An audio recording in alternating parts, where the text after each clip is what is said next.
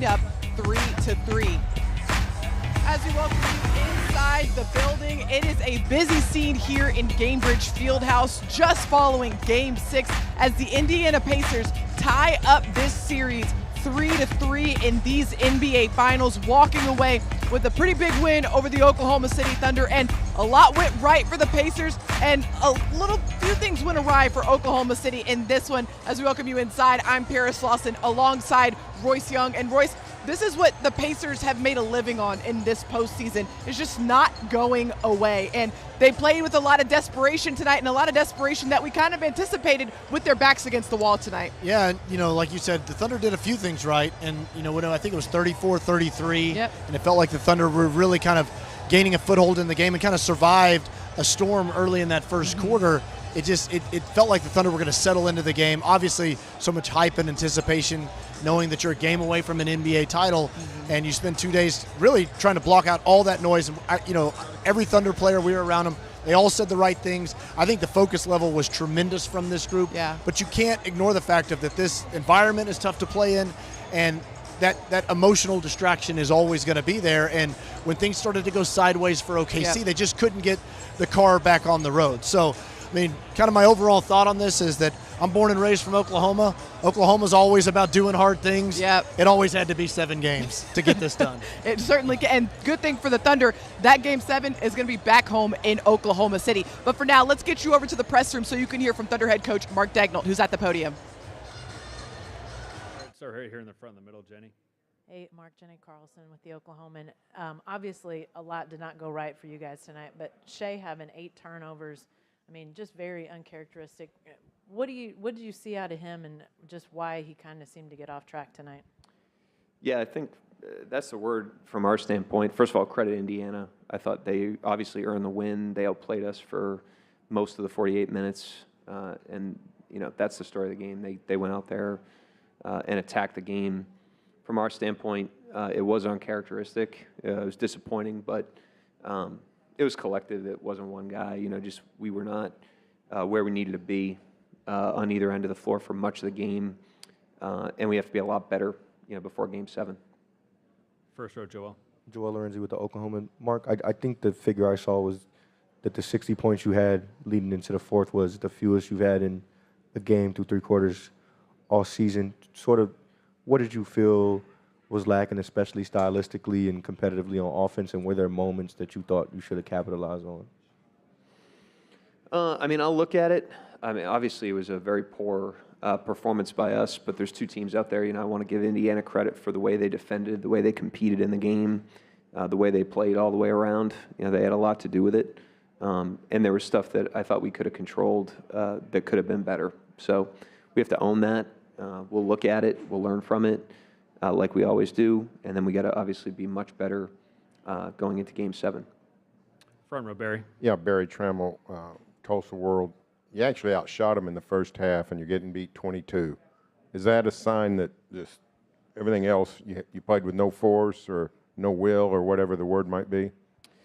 Yeah, I think obviously the turnovers in the first half, that's uncharacteristic for us to turn it over like that. That led to fast break points. I thought that's what ignited them. And it was a lot of it was an offensive issue, tonight, and especially in the first half. I just thought we were really stagnant. I thought some of that was, like I said, the way Indiana played. There's 2 teams out there, and they deserve a lot of credit for how they played tonight. So we'll look at it, learn from it, figure out what we need to do to be better, and we're going to go out there and execute it in Game 7. Fourth row on the right, David. Mark, I know you know this, and I know your players know this, but is it in any way instructive to them, being a young team that has never had a chance to clinch a championship before, to see how incredibly hard it is to win a 4th game to win an NBA championship? It was hard tonight. Indiana was great, and we were not. So we have the same opportunity Indiana does on Sunday. Score will be 0-0 when the ball goes up in the air. It's a privilege to play in Game 7s. It's a privilege to play in the finals. As disappointing as tonight was, we're grateful for the opportunity. And we put in a lot of work this season to be able to play that game at home, which is exciting to be able to do it in front of our fans. So, obviously disappointed tonight, but we'll regroup, get back to 0, learn from it with clear eyes like we always do, get ourselves as ready as we can be to play Game 7 on Sunday. First row, third seat in. Joe Masato, the Oklahoman. Mark, when Indiana was going on kind of an extended run after you guys took an early lead in the first quarter, it looked like maybe there was moments where you could have called timeout. I know that didn't end up having any bearing on the game, but was that you sort of maybe waiting for your guys to show something, or kind of didn't want to like give in to the crowd, or what Indy was doing? I mean, the timeout thing's an art. You know, you get I use 5 of them before the 7-minute mark of the third. You know, so you don't get an unlimited number. And you know, we have to have the ability to play through some things. I thought I tried to stop the play when I could, but you know, all the way around, we just weren't where we needed to be tonight. But our ability to course correct in game is important. We've done that well. We have to do that in these games, 48-minute game. I think you guys were 1 of 11 from 3 in the first half, and I'm not sure you even had a corner 3. And that's happened a few times in this series. How concerning is not only the lack of accuracy, but volume of threes at certain points of this series? Yeah, it's definitely been an issue in some of these games. You know, Game 4 comes to mind. I think we got 17 in that game. Thought we found some things in Game 5. And I thought they did a really good job on us tonight. I thought the low volume and the accuracy was reflective of the way they guarded us and our inability to create a rhythm against that, the way that we've been able to do in some of the other games. So we'll look at it, learn from it. We obviously have to be a lot better on Sunday if we want to win the game. Last question, first row. Joseph Pavone, Clutch Points.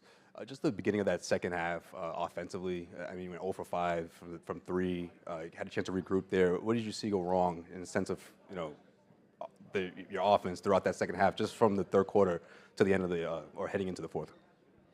Yeah, I mean, as disappointing as the first half was, you know, the game is in striking distance at that point if you come out and you throw the first punch. And we strung together some stops. I mean, I think it was 2-0 at the first time out, so it wasn't a defensive issue. But I just thought the offense all night was a click slow. Again, Indiana played great. They deserved to win. They had a lot to do with that, so not discrediting them at all. But we also have to look in the mirror, you know, learn from the game, be a lot better on Sunday. Thank you, Coach. All right, thank you. Yeah, some good takeaways that the Thunder can take from this game. And you heard from Coach Daigneault there. I thought it was interesting. It was more of an offensive thing for Oklahoma City in this game tonight. I mean, you look at the final score, Indiana only put up 108 points, and they're a very different team when they're not scoring over 110. So for Oklahoma City, it was really just not being able to generate the offense to keep up with them in this game tonight. And he mentioned the way Indiana was guarding them. It's been a weird stat in this postseason, but I think this is the first game Indiana has won when not scoring at least 111 points. Yeah. So it's kind of been a weird thing, but clearly, like you said, you know, this team has not necessarily won games in a kind of gritty defensive fashion, but that's what they did tonight. A lot of it, I think, like Mark said, credit the Pacers. They did an excellent job of really making things difficult for the Thunder, but also the Thunder just got sticky again like we saw in games 3 and 4. Weren't able to – we talked about it coming out of game 5 that was going to be a challenge for the Thunder to be able to bring some of that positivity and offensive momentum on the road here, and they were not able to do it. And, you know, it was that last question there to Mark, and it was very kind of shocking to me. The Thunder came out of halftime and got 7 straight stops. Yep. There was a real opportunity there to cut a 22-point lead down to 14 or 12 and really start to feel like you're gaining foothold back in the game. But OKC's offense just was kind of stuck. Yeah, Indiana with a lot of pressure, especially in that half court, able to slow Oklahoma City down enough to walk away with a Game 6 victory here today. But we are going to continue to break it.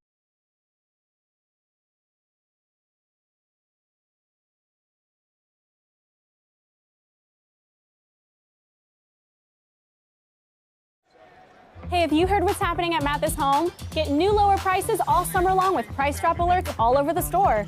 They have all the latest looks at unbeatable prices. Like this big sofa with curved arms and 5 plush throw pillows. They dropped the price to just $5.99. That's an incredible value.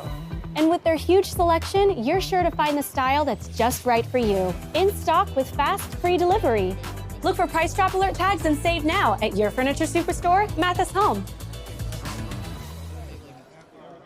Leadership starts at home. That's why Ford is from America, for America. And with a lineup of our most popular Ford trucks and SUVs, we're for Oklahoma too. including F-150, Bronco, and Expedition. That's our leadership lineup. Right now, get employee pricing. You pay what we pay. Ford, from America, for America. At your best in Oklahoma Ford dealers. Proud truck partner of the Oklahoma City Thunder. Riverwind is bringing the heat this June at OKC's favorite casino. So get the party started with the hottest jackpots in town. Book a stay at our hotel for a weekend of fun with friends. Win like an all-star on your go-to games. Grab a bite and a bev at one of our fabulous eateries. Go for gold with your wild card and play for your chance at $80,000 in our Sunshine Riches giveaway. For the best summer yet and unforgettable good times, make it Riverwind. We're here in downtown Indianapolis inside of Gainbridge Fieldhouse, the site of Game 6 of these NBA Finals. The Thunder falling shy here tonight. The Pacers walking away with a 108-91 victory, and this series is going to a Game 7 back in Oklahoma City on Sunday. Game 7 on Sunday starts early with Thunder Up in the Park. Get ready for tip-off at Scissortail Park with live music, games, and giveaways. Head to okcthunder.com/thunderupinthepark for more info. As we welcome you back inside, I'm Paris Lawson alongside Royce Young. And Royce, we've talked about, kind of what went wrong for Oklahoma City, what went right for Indiana, but contextually, Game 6 is closing out a series on the road. It's the hardest thing to do in really all of professional sports, and you start to understand the reason why. You have a team with their back up against the wall like the Pacers, a team who is known for their massive comebacks, their scrappiness, and they're in their home arena. So the environment is just meant to make it as difficult as possible to close out a series. We saw it, the Thunder in Denver, and it was, the Thunder were a little more competitive throughout that game, and Denver was able to build a lead in the fourth quarter. I think Denver won that one by 13 or something like that. But it was kind of a similar type of story where, that home crowd can really kind of churn on runs. It can make those momentum swinging plays feel so much weightier. We see role players tend to perform well and with more confidence. It's an odd phenomenon. You would think that it's a basketball game. Why does the crowd matter? But it does. It just home field in every sport that you play has an effect on the game. Yeah. And that was obviously part of this outcome here tonight. And the Thunder were not able to really withstand some of those dramatic momentum-shifting plays. Flipping ahead, now the Thunder have the wind at their sails, hopefully, with the home crowd that is obviously going to be quite turned up for Game 7 on Sunday. Well, and the Thunder earned that opportunity to be able to play a Game 7 in their home court because of all the work they did in the regular season, winning that #1 seed in the Western Conference and the best record in the NBA. That allows you this opportunity to have this sort of advantage in such a pivotal Game 7, which the Thunder is going to play on Sunday. But in terms of takeaways from this game, Royce, there are a lot of tangible ones for Oklahoma City, and I imagine kind of top of the list for OKC going into Game 7 is taking care of the ball. Absolutely. I mean, just super uncharacteristic. Yeah. Kind of as that first half played out, and that's where things did spiral out of control. Some of the turnovers, there's always a difference in kind of stylistic turnovers. Sometimes when you're trying to make the right play, thread a needle, and those are the types of turnovers you can often live with. It's the out on the open floor live ball turnovers that kind of generated from sloppiness or miscommunication that then turn into 2 points the other way. And again, that's what the Thunder are known for doing, is doing that exact thing to teams. And a lot of that comes from disrupting rhythm, getting teams out of their comfort zone, overthinking possessions, overthinking their execution. They don't get into the flow state that they want to get into. So it's kind of this, esoteric thing where you're like, you can't really put your finger on why they're happening. It's not just focus. It's not just, mental breakdowns or whatever. There's a lot of things that kind of contribute to that. And whatever those reasons were, the Thunder were just way too careless with the ball tonight. And I think one of the big variables in this is how Indiana was guarding Oklahoma City. I mean, Indiana is a very pesky defense as well. As frenetic as they play offensively in terms of their pace, they do that on the defensive end. And I thought it was interesting, Royce. We didn't see a ton of full court pressure from the Pacers in this game, but a lot of half court pressure from everybody, it felt like, on the ball and in help. And, that's what they've done so much throughout the series was those pickup points. And that they've basically full court pressed, and they did kind of peel back on that a little bit, and they were essentially trying to kind of trap almost at half court, really blitz a lot of the pick and rolls, really try to scramble all over the court. And that's where the Thunder, I think, can go back to film and maybe learn from on some of that is this was maybe a little bit more of a traditional look. I mean, look, I'm no basketball X's and O's expert, but that sort of thing is a little more classic NBA blitz defense right there. And the Thunder obviously have seen a lot of every type of defense all season long. That's where you do want to get a lot of side-to-side action and really try to stretch them thin, where they're now trying to cover in rotations 2, 3, 4 different times and help, and you're really playing your advantages. In the Thunder, it was a great question there. I don't know that they took a corner 3 until late in the fourth quarter.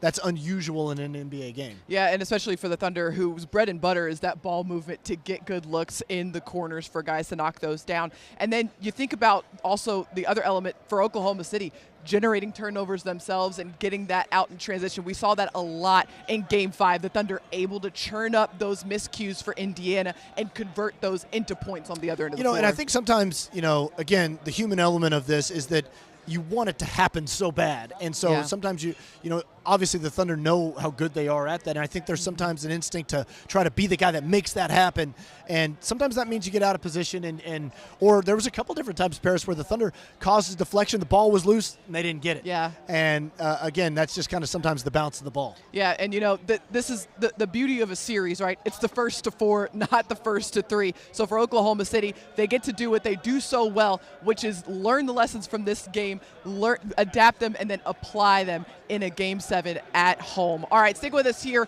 on Thunder Playoff Postgame. We got more coming for you when we come back right after this break. My doctor is my hero. My doctor makes me happy, makes me feel safe. It helps me get strong. We're just so grateful that we don't have to travel out of state. Oklahoma Children's Hospital cares for my child like their own. Gives us hope. And has our trust.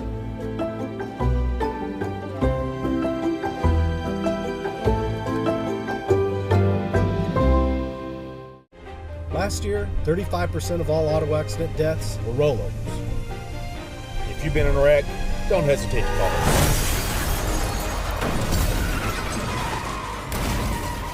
This is why you need our number in your phone. This could be you. When you call our firm, you're going to get one of us, not some paralegal or office manager. Most lawyers, they take more money than their clients. Most of the time, a lot more. We don't, and we guarantee it. With OG&E Smart Hours, you control your energy and your savings. If you're a busy bee, go with Smart Hours Daily, where daily price alerts let you maximize savings. Or how about Smart Hours Fixed? Just set it and forget it. Night owl? Choose Smart Hours overnight. No matter which you choose, with Smart Hours, you control your energy and your savings. When you reduce your energy use between 2 and 7 p.m. this summer, you help the grid, the environment, and your wallet. But you have to sign up to save. So sign up now at oge.com/smarthours. Back inside of Gamebridge Fieldhouse, wrapping up this Game 6 here in downtown Indianapolis. The Thunder fall short, 108-91. This series is now all knotted up, 3-3, and we are heading to a Game 7. Speaking of which, mark your calendars, Thunder fans. Game 7 is going to be at home inside of Paycom Center on Sunday, and it tips off at 7 p.m. Central Time. You heard us earlier, Thunder Up in the Park is going to happen as well. Doors will be open early.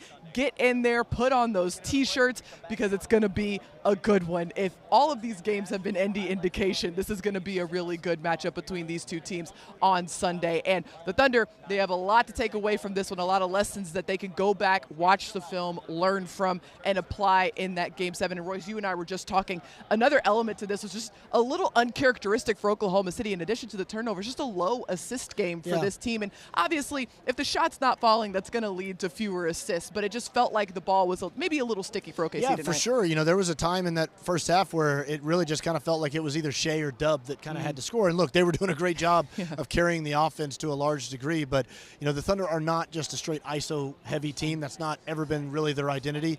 A lot of times they can use that to get into other actions. But, it does impact it when the ball's not going to the basket. And the Thunder, again, for whatever reason, did not shoot it well in this building. And they haven't in this series at all. Yeah. Thankfully, they don't got to come back. I mean, they get to play this last game in their home building, which, I'd also say that kind of similar to that Game 7 against Denver. That one had 2 days off going into it. I know that the finals have been spaced out much differently than the other rounds, but I think 2 days off is going to be really helpful for the Thunder. Obviously, everybody's trying to heal up and get healthier, but I think from a mental reset standpoint, I think for the Thunder being able to get to 0, really kind of dig into what they need to do better in that Game 7, I think will be really helpful. And just in general, just the ability to digest this, be able to go home, sleep in your own bed, which is a really great opportunity for Oklahoma City, just to be able to take in everything that they learned from this game, get back to 0-0, because this series quite literally is 0-0 now. And good point. There's just one opportunity ahead of them. And the Thunder and the Pacers now have the same opportunity ahead of them, and that's to close out this series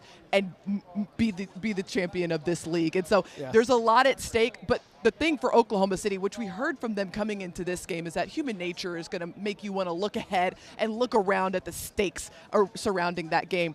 But what we've seen from Oklahoma City throughout this season is their ability to try to block all of that out. And it's a tough thing to do, especially at this stage in the NBA, but this team has been building that muscle for a while. Yeah, absolutely. I mean, their resolve and their resilience all season long has been such an impressive element of this team, the way that they've consistently been able to get to 0, get to baseline, and whether you view it as a bounce back or just playing back to their identity, this team has done it all season long. They've done it throughout the postseason as well. You think of that Game 4 or Game 3 in Minneapolis, where obviously the Thunder played not well in that game at all, saw a big margin of defeat, and then they bounced back with an incredible performance in a Game 4. So again, you can kind of call back on some of those experiences. I don't think that you can just be presumptuous and say that it's going to happen again just because you happen to beat Denver in Game 7 and you've done that before. But they do have experiences that they can draw upon. And as we've talked about all season long, that's what this team is expert at doing, is learning through those things and applying some of the lessons from them. So I think that will be helpful going into this Game 7. And it's a both team situation. Exactly. Both teams now are sitting there with one game away from an NBA championship. That distraction, that noise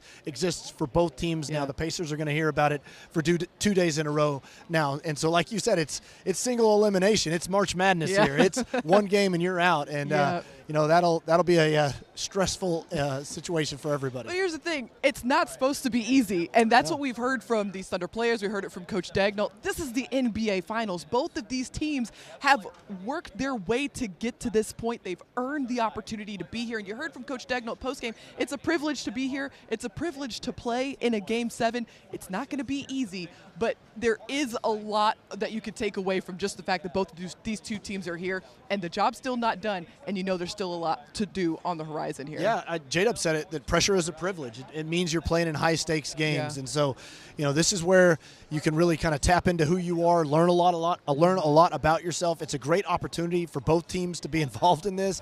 It's going to be difficult. It's going to be stressful. Game 7s always kind of take on their own identity. They do. A lot of times you see very low-scoring rock fights in a Game 7, especially in the finals, because there's a lot of tension. There's a lot of stress. So it's going to be about kind of testing that mental fortitude. We'll get you all ready for Game 7, so stick with us here on Thunder Playoff Postgame. Everything you need to know as you head into Sunday, and the Thunder face off against the Pacers in Game 7 of these NBA Finals. Stick with us. We'll be right back.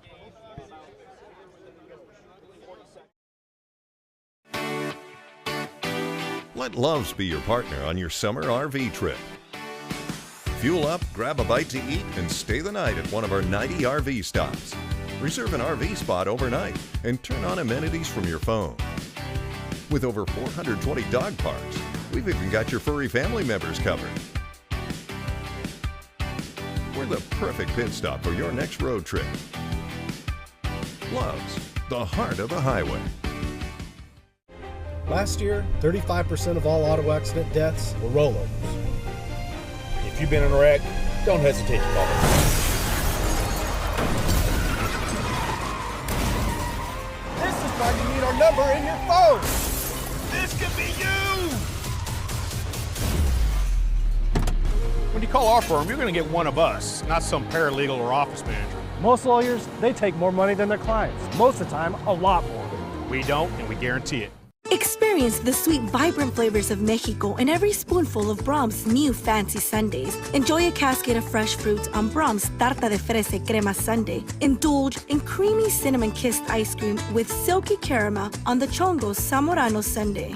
Dive into strawberry paradise with Brahms Fresas con Crema Sundae and savor each caramel-filled bite of Brahms Sopapilla Cheesecake Sundae. Authentic flavors, bold traditions, and irresistible sweetness in every scoop only at Brahms.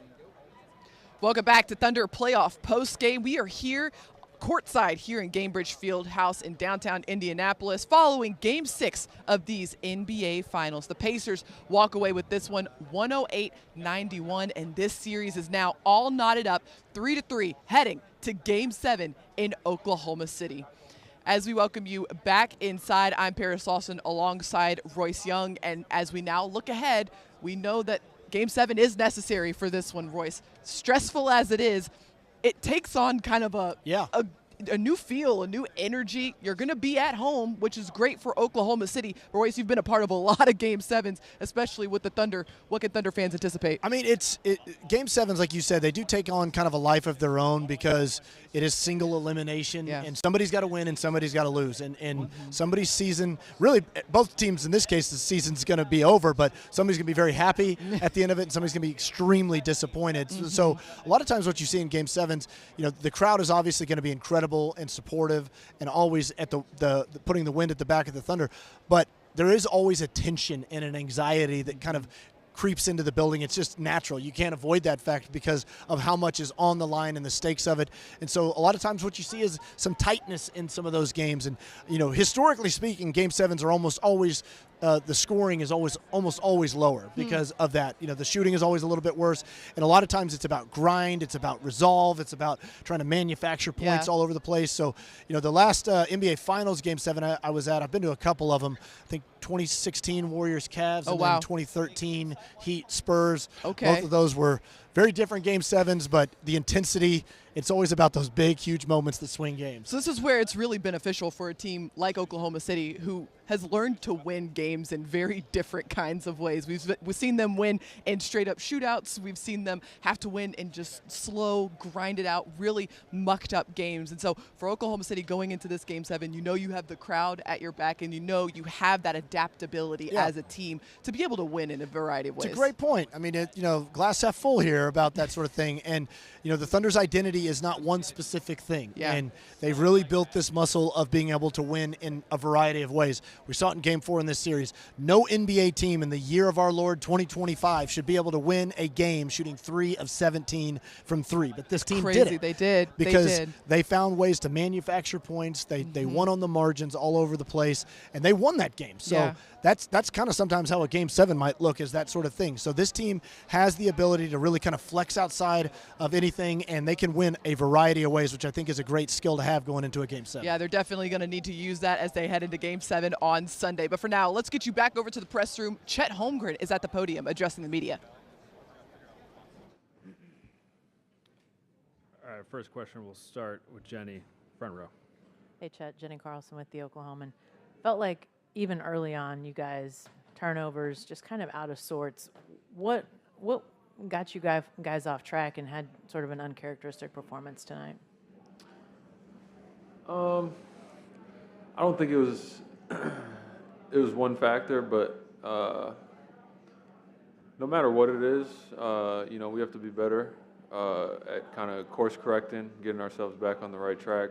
I personally, myself, could be better, trying to help us get things going in the right way.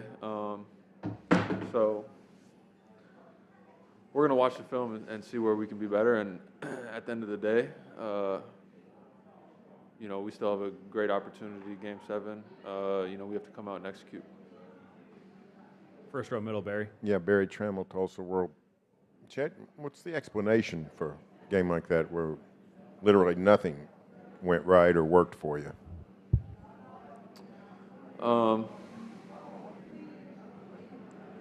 Again, I don't think it's a one-sentence answer or one-word answer. But at the end of the day, no matter, there really is no explanation. There's no excuse. We have to be better. We have to execute better. From top to bottom, myself included. And I'm gonna see where I can be better and do my best to execute in Game 7 coming up. First row here, Joe. Joe Masato, the Oklahoman. Chet, how do you guys as a team balance the disappointment of not closing it out tonight versus knowing that you do have that Game 7 to fall back on? Sorry, just trying to cut the emotion out of it. Obviously, that's frustrating. It's not fun. Nobody's happy right now. But you can't let the emotions kind of sidetrack you from what we need to do leading up to and during the game coming up. We've had wins and losses throughout the playoffs, so it's kind of similar mentality. Turn the page, don't forget what just happened, but see where you can be better and then try and apply it going forward. Second row, middle. Justin Martinez of the Oklahoman. Chet, for a series that's had such drastic swings in momentum, just how valuable is it to have this Game 7 at home in front of the crowd?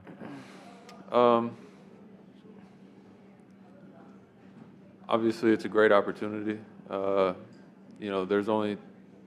could ask every team in the NBA, every team would take this opportunity, take this chance, and we're no different, and it's on us to go out there and make the most of it. Row, Joel. Joel Lorenzi to Oklahoma. Chet, obviously you guys through this playoff run have had so many different, unique and new experiences. What did you sort of learn about the difficulties of closing out a finals? I'd say it's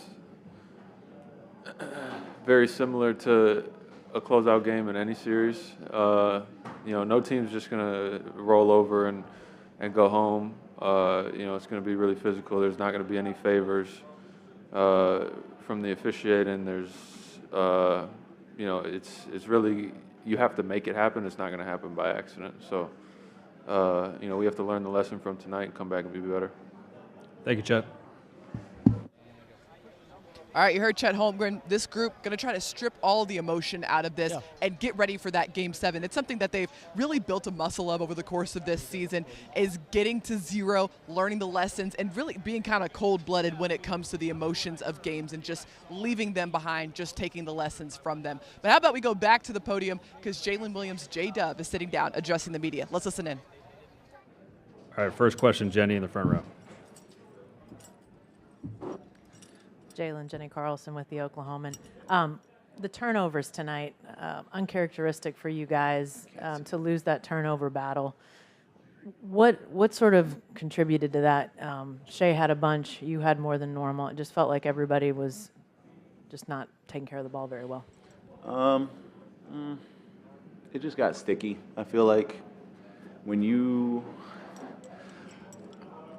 our defense wasn't very good. And when you're constantly taking the ball out and you're playing against a set defense over and over again, that's part of it. Other part, we didn't do a good job trusting each other to make the next play, like we did Game 5. So we'll look at some things. Obviously, they made a couple adjustments, so we'll look at that too. But a lot of it was, just not trusting each other to make the right plays. And that starts with me being better. Figuring out different ways to get my teammates involved and stuff like that. So the good news is we have another game to figure it out. First row, Joel. Joel Lorenzi with the Oklahoma.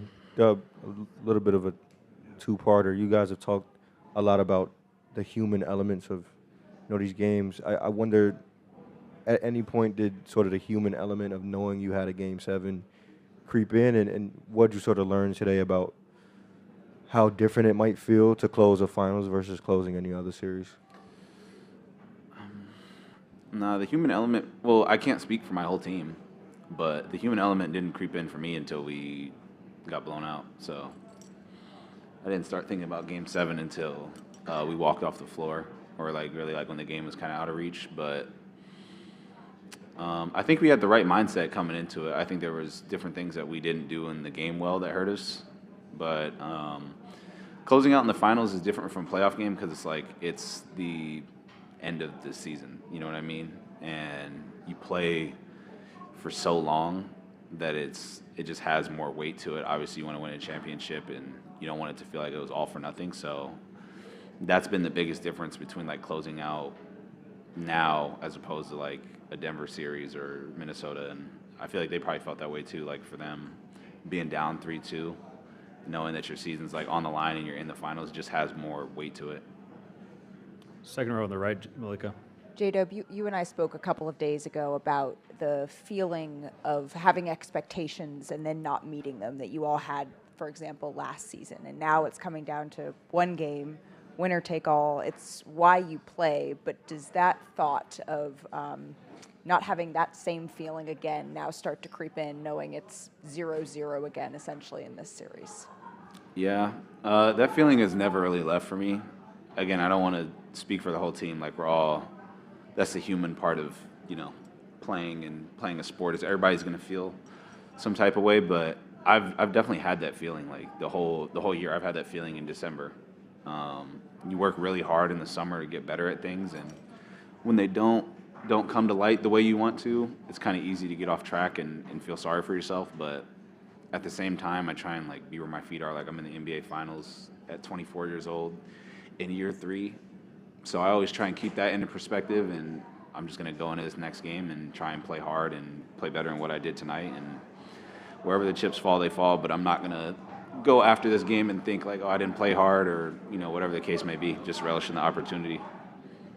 Last question, Barry. Barry Trammell, Tulsa World. It's no crime to lose a Game 6 on the road, Jaylen, but to lose like this, is there a concern that you emboldened the Pacers and gave them even more confidence for a tough road Game 7 on the road? That probably has something to do with it a little bit. If they would have won by 1, they probably would have walked out of this game with confidence. You know what I mean? And that's what makes them a good team. That's what makes us a good team. Is like we both play to our identity regardless of what's going on. So, I mean, they're going to go into Game 7 and confident, and so are we. Thank you, Jim.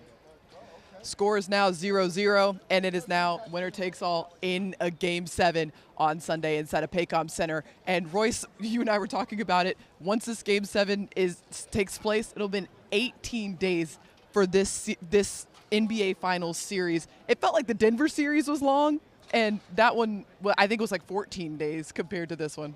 Yeah, it's such a grind to get through this, and it's so difficult to kind of maintain your mental focus, and obviously the physicality, the wear and tear that goes into all these games.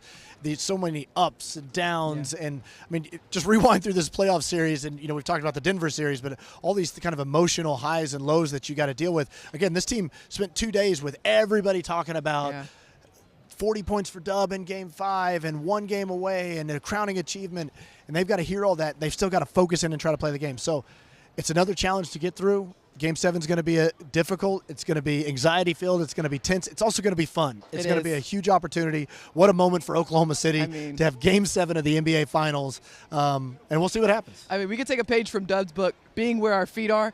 Game 7, the 2 greatest words in all of sports, and the Thunder get a chance to play in that in their home arena in Paycom Center on Sunday. But that wraps us up here in Gamebridge Fieldhouse, breaking down Game 6 of these NBA Finals. Thank you so much for joining us here in downtown Indianapolis. Once again, our final score, 108-91, with the series now 3-3. For Royce Young, I'm Paris Lawson. A reminder to join us for a complete breakdown and reaction following Game 7 on Sunday from Paycom Center. Until then, good night from downtown Indianapolis.